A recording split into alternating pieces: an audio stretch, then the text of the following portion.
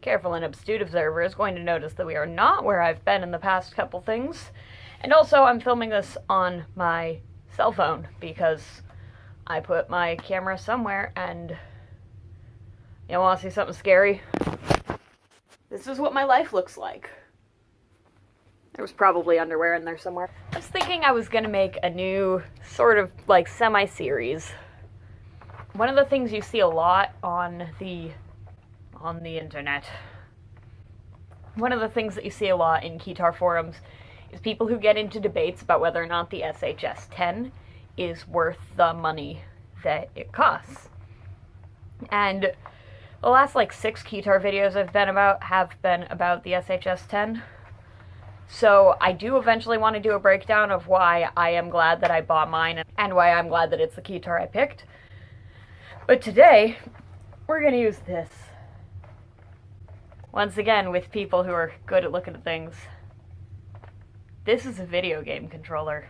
I think I bought this for $30 with shipping on Amazon. It might have been $27. It was in the $30 area. Brand new, these things are like $80. I wouldn't spend $30 on this to play RockBand. I'm sure not going to spend $30 on it to get a shitty Keytar. But we're just going to look at it. On the bottom, it has a 5-pin MIDI out, which is what makes it a Keytar. It has some buttons up here that you play the game with. It's got a pad here that you play the game with. It's got 2 full octaves. It goes from C to C to C. Up here, it has a touch pad that you use to control vibrato. And if you hold down this button while you're playing the game, this sends you into overdrive and gives you more points. When you're playing the Keytar, as long as this button is held, this turns it into a pitch bender. All things considered, it looks pretty cool. It's got velocity-sensitive keys, which is more than we can say for the SHS-10. So let's go into what makes it cool, or doesn't make it cool. When you plug the MIDI into it, is when it recognizes that it's now a MIDI controller. And the most irritating thing about this one for me is that my cheap MIDI interface does not, for some reason, the MIDI out will not trigger the MIDI cable on my MIDI interface for my computer, which is that thing right there, won't trick this into MIDI mode, and I can't figure out how to avoid that.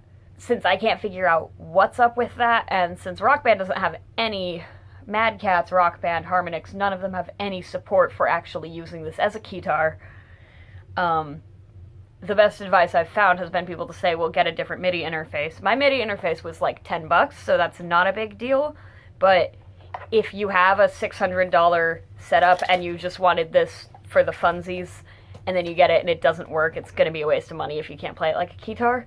So I just felt like that's a necessary disclaimer.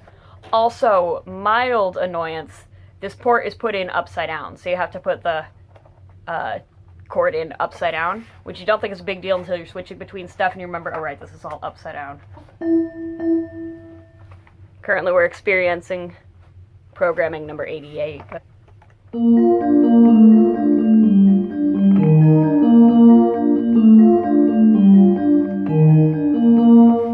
So, since this is just a MIDI controller, the sounds coming out of it actually aren't important.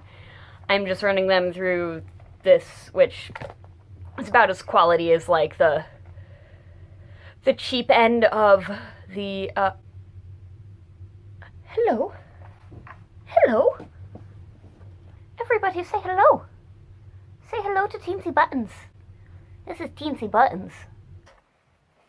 So it's got 2 octaves. It goes... They're velocity sensitive.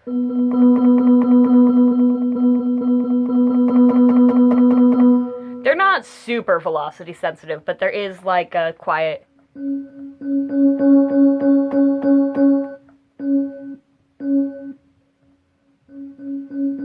It's a little bit of expression in there. So, things that annoy me about this so far. This is upside down.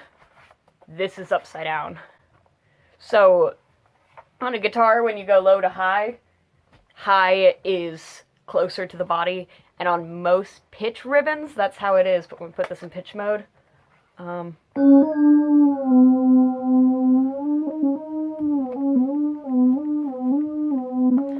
which makes, pitch bending really, non-intuitive if you play other instruments. Vibrato works like your usual modulation.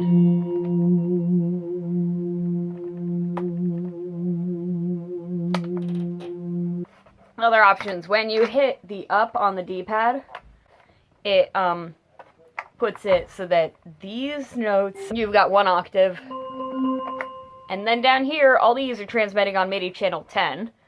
And everybody who remembers all of our MIDI intro remembers what that means, and that means. So that's handy.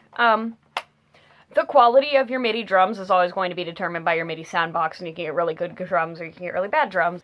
Over here, the left and right's on the number pad, and depending on which console you bought this for, your number pad's going to be your squares or your 2s or your 1s. I think I have the Wii version. But this does this.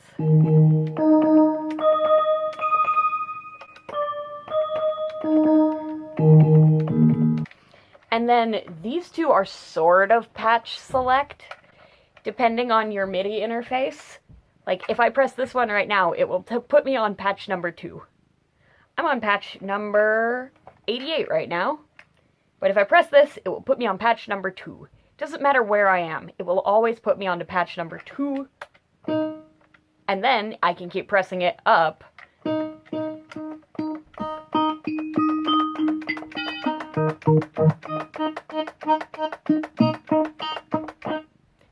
General MIDI determines that we should, a general MIDI compliant box is going to have 128 sounds. So when you have to cycle through them one at a time, and as you cycle through them, you have to start on number 1 and go to number 2. I can go back down.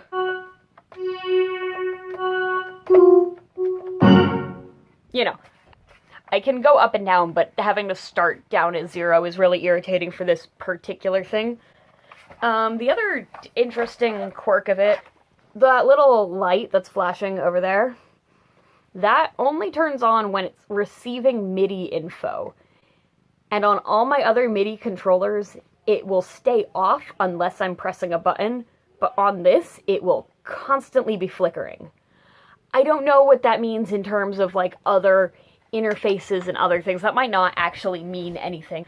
Anyhow, this is a very half-assed video.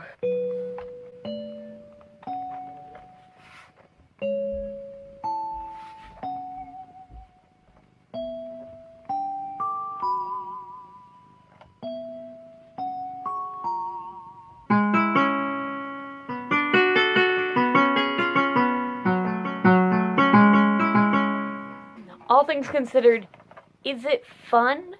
It's fun. If you're looking at getting a Keytar and you're going, I want to buy 1 Keytar and then I'm going to have enough Keytars and I won't need more Keytars, I got some news for you there, but go keep on thinking you're going to live that life. But if you're only going to buy 1 Keytar, this is not the one I would recommend. Part of it's just that the things that it doesn't do right are just not right enough that this starts feeling more like a toy and less like an instrument.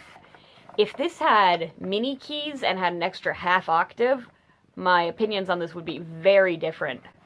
But as it is, I know a lot of people like MIDI keyboards that are just 2 octaves. But if you're doing them for live performance, if you're doing it for, you know, Keytar fun as opposed to just keyboard fun,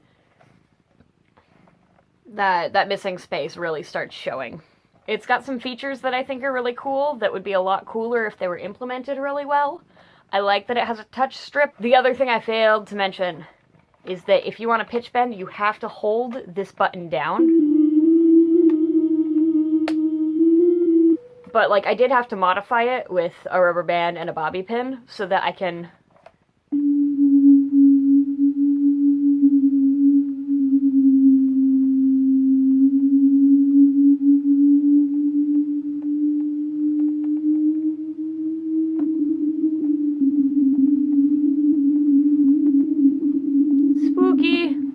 It's just not right enough where I feel like if it's your only Keytar you have available to you, you're not going to grow to love the Keytar. So if this is going to be your only Keytar, you're not going to like it. If you have a Keytar and you were like, wow, that looks like a fun thing to play with, It's absolutely fun to have.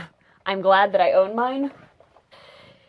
It's a lot more like, in guitar terminology, you sometimes run into people discussing guitar-shaped objects, which is a thing that looks like a guitar, and you would have hoped that it would sound like a guitar, but no matter how hard you try, it will not be a guitar. Oh, hang on a sec. And that's a Keytar-shaped object. It's cool, it functions, but it's missing all of the indefinable other that takes it from a video game controller and makes it a musical instrument. So, is it worth the money? Depends on what you want to do. Oh, the other thing. So, if you don't already have the setup to play it from MIDI, if you don't already have your MIDI box or your MIDI interface, if you don't already have the musical instrument programs that you want to run it through, like GarageBand or whatever. GarageBand is not the ideal Keytar setup either, but if you already have something, it's nice. If you have to find another thing, if you have to learn right then and there if your computer's capable of handling Cantabile, then yeah, it's fun and it's cool to have and you might really enjoy it. But if you don't already have the setup you need to make it work, you're going to spend $35 on something that you're never going to use. That's sort of a half-assed review of the RockBand Keytar controller. Done very, very quickly because my phone keeps trying to die on me or run out of data space. So now that we've done this, we're going to do one more thing. Everybody say hi to Teensy Buttons. Aren't you cute? Show me your pretty blue eyes. Show me your pretty eyes.